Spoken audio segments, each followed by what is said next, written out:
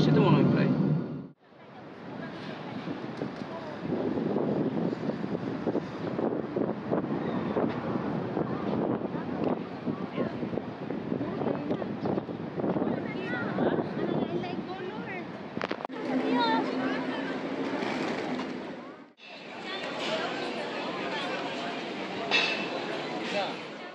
Guys কি অবস্থা সবার? আজকে আসলাম হচ্ছে মালয়েশিয়ার একটি ঐতিহাসিক এবং ধর্মীয় স্থান বলতে গেলে।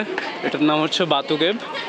অ্যান্ড এটার মধ্যে এই একটা কেভ গুহা আছে। অ্যান্ড এখানে একটা মূর্তি অ্যান্ড এখানে অনেকগুলো, এটা হচ্ছে মেন গেট আর কি। আর এগুলো হচ্ছে সিঁড়ি, এগুলো দিয়ে অলমোস্ট 300 সিঁড়ি ধাপ বের হয়ে তারপর এই গুহাতে প্রবেশ করতে হয়। তো আমরা উঠছি। এখানে অনেক বানর আর নিচে অনেক কবুতর ছিল। আর এখানে যত উঠতেছি তত বানর দেখা যাইতেছে। 300 সিঁড়ির মধ্যে মাত্র এই কটা উঠে হাঁপে গেছি। নিচের দৃশ্যটা অসাধারণ।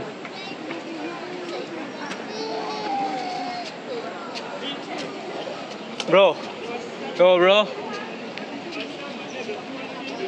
Ice cream spread. বানর দুধ খাইতেছে।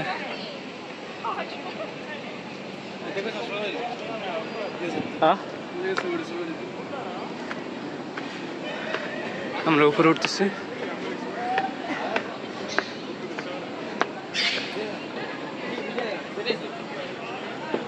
Alright bro, what's up?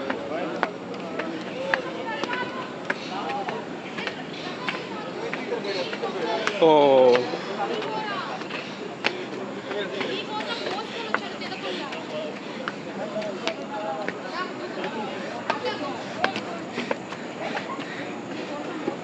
হাঁপাই গেছেন নাকি ভাই? ও ছবি। ওয়াও, মনে হচ্ছে টিঙ্কু ভাই আমাদের মুরব্বী।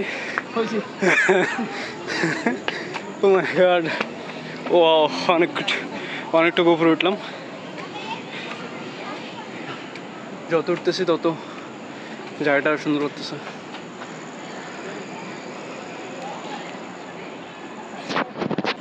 এটা হচ্ছে ডার্ক কেভ। এখানে যাওয়া নিষেধ। এখানে অনেক হিংস্র প্রাণী আছে, লাইক সাপ, তারপর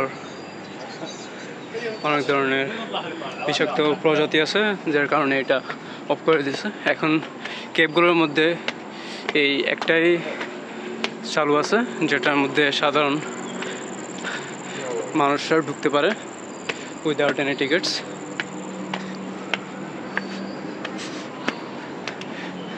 সো আমরা একদম প্রায় উপরে চলে আসছি। মেবি এখান থেকে আবার নামতে হবে, জানি না শিওর। ওয়াও, অনেক বাতাস এখানে। ও মাই গড,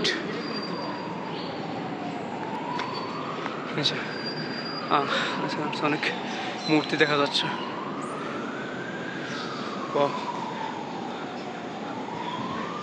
পাখির ডাক শোনা যাচ্ছে।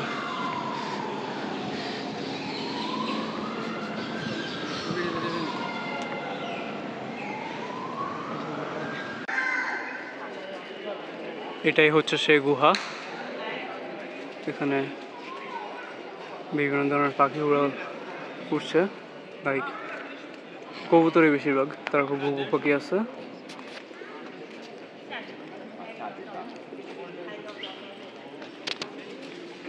এখানে একটা মন্দির, অ্যান্ড এখানে আরো অনেকগুলো মন্দির আছে।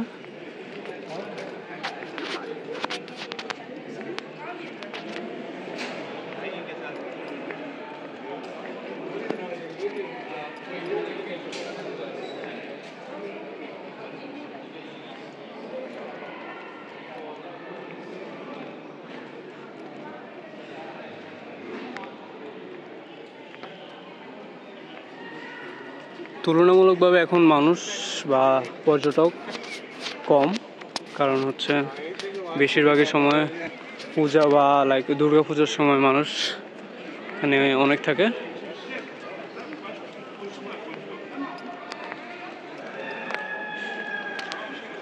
এখানে আর ওঠার কোনো জায়গা নেই, না হলে আরও উপরে উঠতাম। এটা হচ্ছে বাইরের দৃশ্য, এটাও একটু সুন্দর। ওয়াও,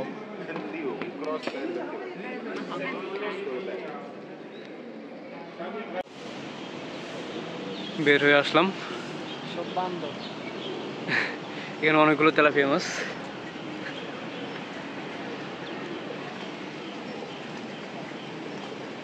ওরা কই?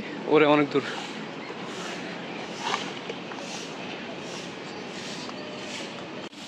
Bro, how are you? How are you? How are you? Yeah, bro. I should speed. I'm fan, you bro. I'm fan boy.